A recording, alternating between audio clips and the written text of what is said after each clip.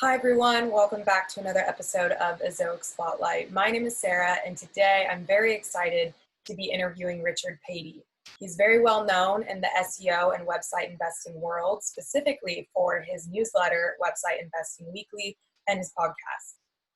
In today's interview, Richard and I are going to be exploring his entire career in online business for the last 10 years, including his advice for anybody interested in website investing. I'm really excited for today's interview, so stay tuned.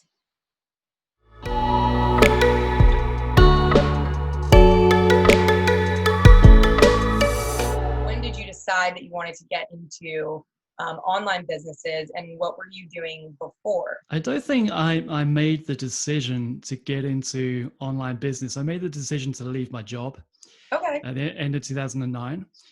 And I had enough. I was working in the charity sector for all of my 20s, and big mistake. You don't build any wealth that way. So ended up applying jobs in a bunch of charities, Wow. and got into like helping charities get funding and writing bids. I did end up operating and managing some social enterprises, and it just doesn't, for me, it doesn't work. Like, you need to make money to have an impact. You need to have money to have an impact. If you're not able to make your own money, if you don't have money, you're going to have to rely on other people to give it to you, and there's going to be that dependency. And I turned 30. I just thought, what am I doing with my life? And so I just quit. I didn't want to be unemployed, so I set up a company. So I did that because I could become a director, and then I wasn't technically unemployed, and then I could just do what I wanted to do. I created a website. I was living with a guy at the time. He was a web developer, and he showed me how to set up a hosting account, how to set up WordPress. That was enough to make me realize that this was the thing, and he was making money doing dev for other people. From there, I created a really bad looking website for me, but back in 2010, it was like probably looked good to some people. Yeah. Just tried to figure out how to make money. So the first things that I started doing was making websites for other people. I was doing a lot of like print, like graphic design for print. I really got into that, but wasn't any money there, and clients were annoying. And read the 4 Hour Work Week. A bit later than I it would have been good to read it earlier. It was about like 2012. Realized that you actually could start your own business and get traffic and monetize it. And so did all, followed the book, created a quadrant of which communities I was in at the time. So like one was skiing, one was Apple, one was poker, and I had like at least 4 different businesses that I was really I was a member of, part of the community. And picked one of those and created a Shopify store for selling prints. So at the time, like the panorama feature of the iPhone was a new thing in 2012. There was no easy way of printing these massive photos that the iPhone took. Started like replying to forums where people were asking, where can I print my photos? Oh, smart. And starting to build some links without understanding what link building was, just to get people onto the site. Search traffic was growing, I guess, and ended up getting about $1,500 to $2,000 a month in sales. And I was doing drop shipping, so I was using a local printer, and then I found a printer in the States, and I was making about 30% margin, and ended up selling that business for just like $7,000, like a small amount. So from that process, like, I started understanding SEO and enjoying it. The ability to bring in traffic. And so I started offering that as a service to clients, which I always find is a good way of continuing, is a good way of getting paid to learn. I ended up selling SEO retainers. Started 2013, like that. It was still really easy to pick up SEO clients, and I picked up like 5 clients within 3 months, and I was like bringing in $5,000 a month. So that was cool. And then I realized again that I really hated clients. So I sold the print business because it wasn't growing anymore. And then I sold my clients to another agency because I hated what I was doing. Sold everything I owned. Haven't told this story actually. Bought a backpack, headed to the States and Boston, and then ended up in Denver. Spent some time in Boulder, and then lived in Vegas for a bit, and spent all my money, and then had to come home. But from that whole experience, like I wrote a book to like capture like the first 3 years in my business, in my entrepreneurial journey, what I learned. And I knew that I could make money with SEO, with client work. And so I thought, okay, well, rather than just having random clients and local clients, which is what they were, why don't I actually try and find some clients in an area, in a market that I'm interested in? I thought, okay, ski. Like, I like skiing. There are ski companies. They I guess in theory, they need customers. So I went to a ski show, and my intention was to go there and pick up some clients. Mm-hmm. So these guys wanted to sell their stuff to consumers, but I ended up picking up 3 or 4 maybe clients, at least 3, and started doing ski SEO, and ended up on some overseas trips, and making very little money. And I realized that, you know, ski businesses are mostly lifestyle. They don't have much money. They don't really care about scaling. And then after that, I remember I just thought, okay, well, like SEO selling services is not working for me. I need to improve my skill set. I need to upskill in something else. And I started learning about landing pages and sales funnels. Mm-hmm. I always knew that there was this gap. Like, I didn't really understand what this was. And if I then moved into learning about sales funnels, it was at the time when ClickFunnels was new. Got in there relatively early, learned everything. It was a great learning experience. How to bring people onto an opt-in page or a sales page, how to convert them, how to upsell them. And then for a year, like, I was selling funnels as a service. Again, not doing what I wanted to be doing. I don't enjoy client work. I had a funnel selling funnels, and I had a guy fulfilling funnels. And so I kind of removed myself from this. I listened to the audiobook Built to Sell. And I really recommend anyone listening to that. But I realized that actually it wasn't a business that I could sell, or it wasn't really a business that I wanted to get into a place where I could sell. So at that point, I realized, having sold this little dropship store, that going forward, I need to build and sell assets. Like whatever I do. And I guess at that point, like, I was starting to build some affiliate commissions with ClickFunnels. Mm-hmm. So software commissions are recurring, and they build over time. Mm-hmm. So you get 5 customers in 1 month, and 5 the next month. It just builds, and the MRR builds month over month. It was getting worth my time focusing on it, and just trying to focus on getting people into the software rather than selling services using the software. So I started focusing on that, and ended up closing all the service offering down, converted this website and converted that into just a pure affiliate play, and sold it. So that was all right. That was like a 50K exit. That was more than the one before. That felt pretty good. But the interesting part from that was, the guy that bought it was an investor, and he had no experience, no intention of running it himself. He wanted to get into websites. He made the gamble that he could convince me to do a deal and stay on and continue building it up and sharing in the upside, and I'd get paid a monthly fee or a split of the cash flow for doing that. I agreed. I thought that was pretty cool. I had an exit, and then I had the chance of having some cash flows. Yeah, I was able to reinvest the cash flow from this website. Then we had a 100K exit the following year, so we doubled the asset price. And flipped a website that I kind of had 2 exits on the same website. So that was cool. And so that was like, okay, I had a minority share of that upside, but it was cool to know that, okay, I can build and sell like a 100K business now. Well, yeah, I should probably just keep doing this. Yeah. But I thought, okay, I've now partnered up with an investor. Why don't I do this with other investors? Yeah. And scale that way, and offer myself as the operator, working with multiple investors, and started doing that. And there's no shortage of people buying websites that want the websites run for them. There wasn't a lot of visible skilled operators. So I started doing that, but then I realized that I don't like the stress of managing someone else's assets, someone else's money. So like, how do you really sleep at night when an investor that doesn't know what you understand about search traffic is going to see their revenue and their traffic drop, and they're going to blame you? I mean, that's not a position I want to be in. Yeah. So exited out of that. This was around the time where I was building up a Facebook group called Flipping Websites, and a podcast by the same name. And on the flippingwebsites.co website, I had a page where investors could apply to be matched with operators. So I removed myself from that, and I still had investors applying to work with me or an operator, and then I had operators applying to work with investors, and saw if there's something I could do there, and I matched a couple together, and that went well for them. But again, that's not like the right business for me. Yeah. That wasn't the way to scale.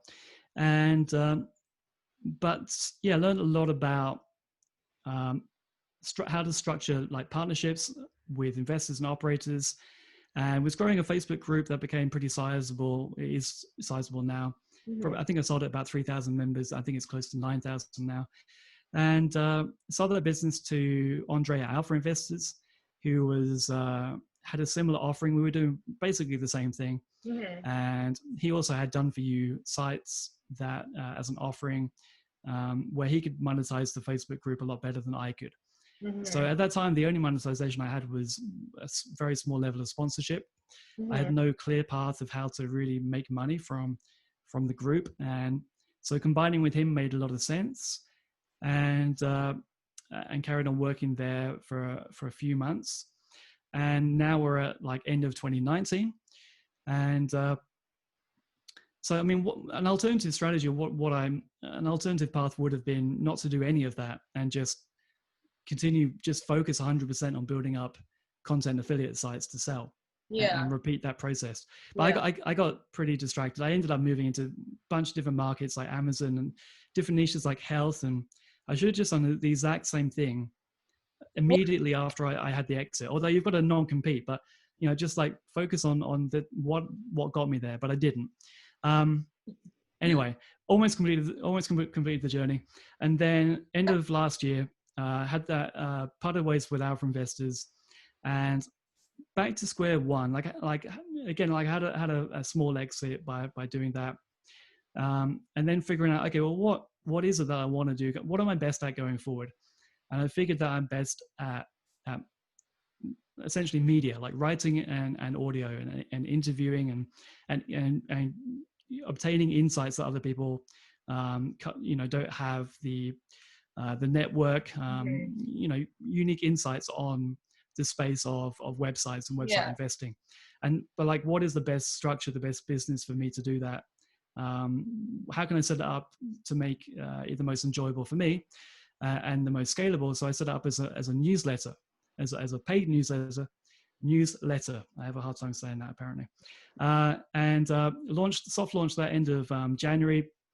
I already had like a network and a list, and so I was able to get some people like pre-order, and then that's built really, really well. So that was just me like curating the best deals every week that I find across the marketplaces, and presenting that and saying what I would do if I was buying or operating, and that was the offering, $49 a month.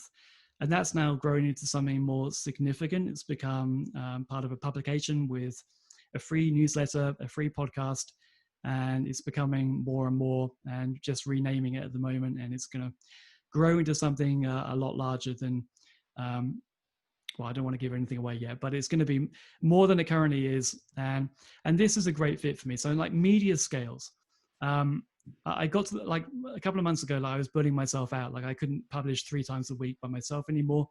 It just wasn't manageable. It was way more than a full-time job, but I've now got 3 people involved.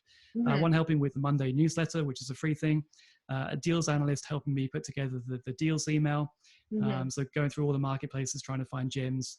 And then a podcast producer, which is like, helped me more than anything else. That took up so much of my time. So yeah, I've got my time back now. My stress levels are dropping. This is very recent. So I've had to scale by necessity, but like media is super scalable. And mm-hmm. So I'm very bullish on this play that I'm doing, is using a platform called Substack. Okay. And I'm now covering the space of website investing and trying to add as much value in terms of understanding digital assets and how to make money and how to build wealth. And that's a very long answer, but that's my journey. Do you feel like now you have finally found like, this feels like me, this feels like what I'm supposed to be doing? Yeah. It really started to resonate when I launched like the free newsletter on Mondays. Yeah, I mean, it was very, very clear. Like it was the perfect match for me. I was enjoying it. Mm-hmm. So, I mean, I like finding spaces where I can be the best, even if you have to create them, which I guess I have. Try and become, untouchable. And you do that by being genuine and congruent and I was leveraging my name. It was, Yeah. it started off with a real dumb name, Patey Premium. Hmm. And then it was patey.substack. It's now changed to investing.substack.com. Hmm. Every email, like I was getting a lot of positive replies. I was having a lot of fun with it. It was like, I still feel that like each week it's getting better and stronger. You just know when you're in the right place. The number of eyeballs I'm able to get on just this relatively small list is significant enough for people to want to sponsor. This model, this medium is the perfect fit for me. Without the platform Substack, I wouldn't have found it. Most of what I cover, I would be doing anyway. When you start to get paid for something that you would do anyway, it's very hard for other people to compete with that. You left your job in 2009. You did a bunch of different jobs in between that. So for somebody who's interested in, getting into website acquisitions, whether it's, buying to build and keep or buying to sell, what is something from your very first, website acquisition or very first time getting into website investing?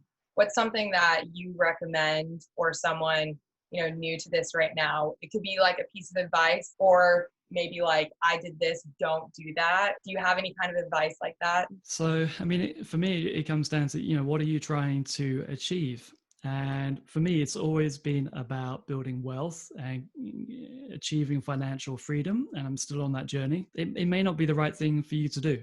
And I see a lot of opportunity outside of website investing. I'm loving getting into domain investing, buying domain names right now. And I've always been interested in investing generally and finding interesting new opportunities. So investing generally is what I love to pursue. I mean, if that's your goal, you've got to figure out what's the best way of achieving that. And, if you're working a job and your income is capped and you are good at SEO, or very good at content creation, if you are able to write and you're willing to write, you're not sure what else to do, but you know how to rank and monetize, send people to Amazon, or put ads, obviously Zoic, on your site, and you're able to generate income that way, then these are assets that you are building up. That's more like of investing in yourself and investing in a brand new website. But if you already have capital and you're looking to move into website investing, I would recommend that you buy a very, very small website. I mean, like really small, like 5K, 10K. And so if you don't have any experience of ranking in Google, you don't understand online marketing, SEO, in all likelihood, you're probably going to lose almost everything. Some people will do great. Some people will learn really quickly. They won't tank their site. They won't screw up a redirect. They won't mess up the migration. I just always want to protect the downside. So for someone new, I would, even with someone with capital, buy a starter site first. There are companies, Alpha Investors, Human Proof Designs, niche website builders, a couple of Brits that sell done for you websites. And niche website builders have just launched a new service where they buy an age domain. So what SEOs do to hack the growth of a site, if you are buying a brand new domain on Namecheap for $10, it's probably going to take a year before it achieves any significant traffic because Google doesn't trust it. If you're buying an age domain, a website that's been around for 1, 2, 5, 10, 20 plus years, you can find them, that someone is letting expire. You can pick it up at an auction. It already has the backlinks, it already has the history. You just need to put similar content onto it. And it will rank a lot faster. And you can pick these up at auction yourself for anywhere from $500 to, $5,000 on the higher end. Wow. There are marketplaces that have already bought these domains, like Odys, ODYS, and niche website builders have a new offering now where they are buying these domains at auction and then offering 100,000 word packages on that domain, and they'll build the website out with the content. I do this approach myself, and that's what I would recommend, because there really is no downside. If you're buying an SEO domain for $2,000 at auction, then it's likely going to be around $2,000 in value that you could resell. And if you're buying decent content from a supplier like niche website builders, I think their average price per word is around 7 cents, something around there, and it's very good quality content, then you're likely going to be able to value that at around 7 cents and sell that content, that website, to someone else, even if it doesn't make any money. And this is the concept of a starter website. So you can invest in these sites and get them and learn how to get them to rank. And then once you understand how how to do that, and you understand how to maintain WordPress, and if you feel confident and traffic is growing and you're monetizing and it's making money, and then at that point you'd be happy spending $20,000, $50,000 on your first acquisition. And then so yeah, you're swapping $50,000 for $2,000 a month, and if you're able to maintain that and grow that, then you can get upside. You can increase the value of your website from 50,000 to 100,000. But yeah, I would start from scratch, where there really is no downside. You can buy a starter site, and in theory, you could resell it back to the supplier that you bought it from. You could list it on Flippa as a starter site. There's very little downside, which is what I like. If you want to get into website investing, whether you want to, flip it and sell it or to keep it, that you first need to know SEO and digital marketing and how to rank content. So well, yeah. Do you think it's even worth it to maybe start a website from scratch? Or do you think it's a better, wiser choice to buy, a $2,000 to $5,000 website and build it that way versus just starting literally from the ground up? Yeah, it depends how much time you have. If you have more time available and you're happy to wait 1 to 2 years for something to happen, yeah, by all means, start on a fresh domain that has no history, no potential baggage. Yeah. That's one way of doing it for sure. But if you're looking at it as an investor, then you want to minimize your time involvement, potentially having no involvement. So if you're wanting to put money to work and get a return on that, you're not going to do that anytime soon with brand new domain. I mean, some people do. Some people, there are exceptions. There's a guy called Emery Goktas, I think is his name. He in 6 months on a brand new domain, he built a content site that he sold for 105,000 euros. So it is possible, but he was doing a lot of interesting stuff with multiple languages that he was doing. But on the other end of the spectrum is true investing, where you're putting money to work, other people are managing the asset, and it's completely passive. On the other end of the spectrum, an area that really interests me is the creation of funds that are now coming into this space. So there have been companies like Onfolio that run your content site for you. So you'll buy the site, you hand it over to Onfolio, you pay them a monthly fee, and they run the site for you. So the investor does nothing. It's like a management company. But the natural extension of this, I think, is to create a fund and allow investors to invest capital into a fund where the fund owns a basket of websites. So the way to really protect your capital is to not have 1 to 5 sites, is to have 20, 50 sites. Then if any 1 or 2 go down in a Google update, it doesn't matter, because probably 1 went up, or you're diversified. And to be honest, if I know some people doing this now, and I'm going to be interviewing some more, but I hadn't really thought about it. I would personally be happy to put money into that, but I don't want to be doing it I don't want I don't want to think about it. I don't want to wake up and check Google Analytics and see something bad. But if I can invest into a well-diversified fund with operators that I know are the best, and this is happening, like this will be commonplace in a year, I think, then yeah, actually I would be up for putting my own money into that. So it needs to go, and this is where it's going. So that, websites actually do become an actual asset class where anyone can just put capital in, and know that it's not a Ponzi, and that it's actually managed well. And there are case studies. It's still very new that people doing this, but I don't think the proof is there yet. But this is definitely the direction. Yeah, I mean, there's this huge upside in websites. I mean, you can 2 to 3x an asset. So many evidence. Yeah. Yeah, if the previous owner has left opportunity, and even if not, they if you're buying at 2.5 years profit, then it's yielding 40%. So where else can you get that? I'm still like very, very bullish on website investing as an asset class. I just don't want to be doing it myself anymore. I mean, like domains is more like a lottery. You don't know when the offer is coming in. It's a big numbers game, just like poker. Like if you buy well, you're going to make money. You just don't know when you're going to get that return. So yeah, I don't really know of another asset class where there is such huge upside and such huge yield. But there's also very significant downside for the individual investor or the individual portfolio builder, who has like a handful of sites. But yeah, if there are companies that are deploying capital and buying up, 20 websites together within a fund and doing it well, I think that's really going to succeed. And that would interest me generally. And I think I would be happy to put money into that in a way Yeah. that I'm not happy to Hmm. just buy from end buy flippers, because I'm the person that gets the listings there to sell. Like Yeah. it just kind of, yeah, it's been a bit strange. I'm not, I Yeah. can't get my head in that space, but passively investing into websites, definitely. Yeah. But we're not So, quite there yet, but that's the future. like you said, you like to invest in websites to sell, not to keep for the long term. Do Yeah. you still do that? And if so, how many do you have like in your portfolio right now, or how many do you have like at one time? Is there like a certain number where it's like, okay, this is too many websites to have in my portfolio, we need to start selling some? So I sell as soon as anything, as soon as I feel like I'm getting close to maxing it out. Like I want to Okay. sell on when it's still trending up.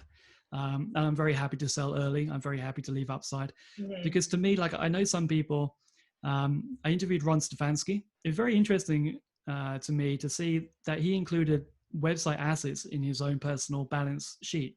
But he's the first one where I saw him actually include websites, the value of the websites at 30x or 35x, um, alongside his house and cash at the bank. But to me, that never felt real. Like it just, I started doing that, and it just didn't feel real. So actually having an exit and getting the cash from that, to me, it is real. Hmm. So I will do that as soon as it makes sense. I Yeah. don't want to hold these websites. I don't want to hold through Google Update. I want to get rid of them as soon as I can. I'm not really doing this much at the moment. I've got 2 Age domains, both very good domains, with about 250,000 words of content now that I've in total got. I got another 50K back a couple of weeks ago. Just trying to find the best way of deploying that now.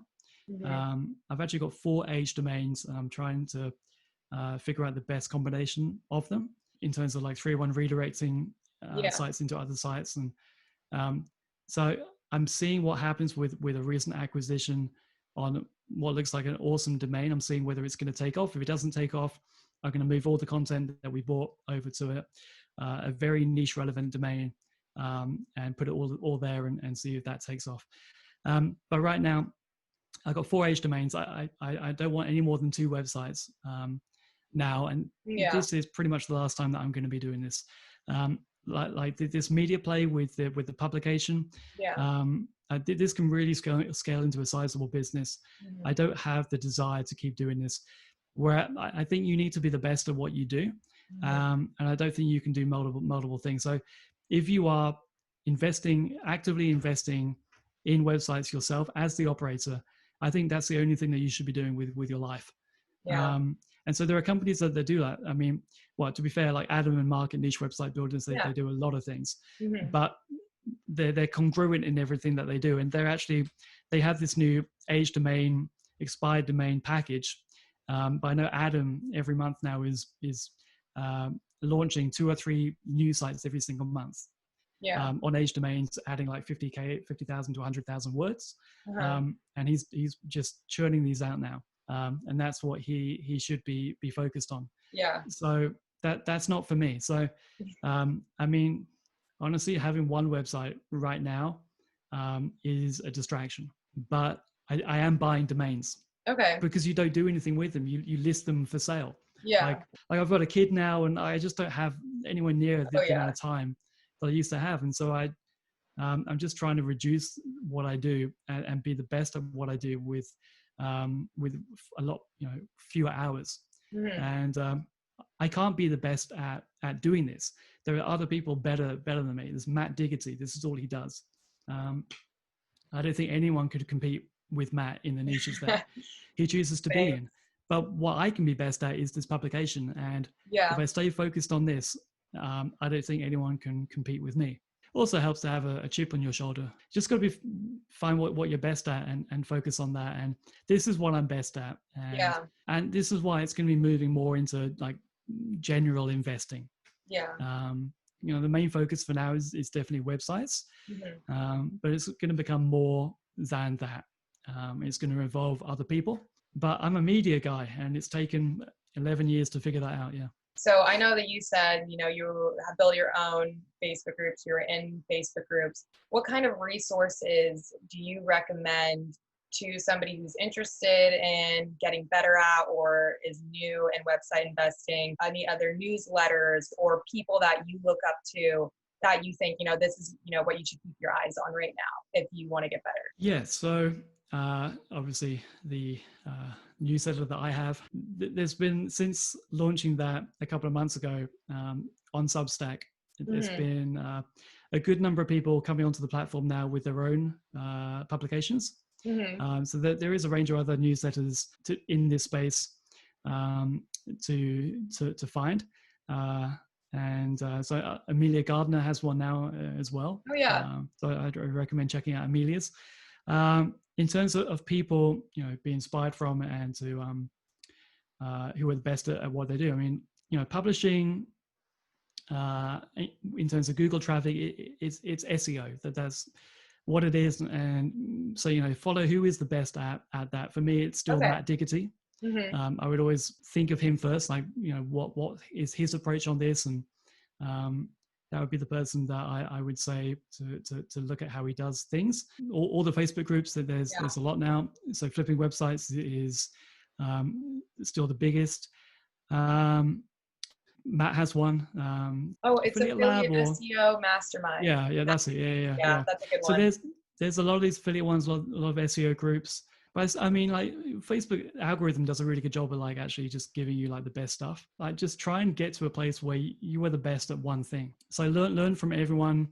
When you feel that you need to keep, improving your skill set. But once you feel that you are, you've sharpened yourself up, you are, you can be pretty dangerous in the search results. What works for me is like finding like blue oceans that no one has yet seen. Like, this newsletter was such an obvious play, but no one was doing it. Like curating the week's news, around content websites and publishing and website investing. It's such an obvious play. No, I can't understand why I got to that first. And that was luck. I mean, so there's always going to be luck. At some point, you definitely want to stop looking up at other people. At some point, you'll realize that actually you are the best at what you've chosen to do. And at that point, you stop, reading so much about what other people are doing and reading other people's opinions and comments, and you stop caring. And then you just focus on what you think you can be best at. And then that resonates. Like, you can feel when you're in a good spot. Everything you're doing is about making the most money. Maybe none of this matters at all. And you just rank niche sites in random niches and don't really care about the content or if what you care about is how much money you're able to generate, then that's great. And then it becomes a game. But yeah, if you're looking to like build a longer term business that you hold, then try and get it in a place that you can be the best at it. And it helps to be interested in what you're doing. I started off chasing, just focused on how do I make money? I mean, I was like, spent 10 years, how do I make money? And then once you feel like you actually have a skill set, you've made a little bit of money, you start to feel more comfortable. You start to feel, you start not feeling like an imposter. Then you can focus on bigger things and really find your edge and find your voice. Your brand that you built, I don't know if you intentionally built a brand or maybe it just kind of happened on its own, but it's very recognizable. People know who you are, they know your face, they know your name. And I mean, maybe just the medium in itself, like you said, newsletters are so expected, but nobody was doing it. Your last 10 years of experience doing this, I think that's why people are so interested in your newsletter and what you have to share. The reason that people like it is the insight that I've been able to, is the insight that I can bring. And that's from trying a lot of different stuff and knowing what works and what doesn't. It's all about leveling up. I mean, I feel like I'm so much higher in terms of like levels than I was, 6 months ago or a year ago. If there was already a website investing publication on Substack and I launched mine, then it probably wouldn't do anywhere near as good. So being first definitely helps. Like, I think being first at something is huge. And I chose that because I wanted to create a business that I would enjoy the most. And just churning out content and building links and was no longer what I wanted to focus on. So yeah, intentionally creating something that you're going to enjoy. And then if you're able to achieve that, people notice it. Thank you everyone for tuning in. If you're interested in subscribing to his newsletter, listening to his podcast, or visiting some of the resources on his website, I will be linking all of those below. I will see you on the next episode. Thanks.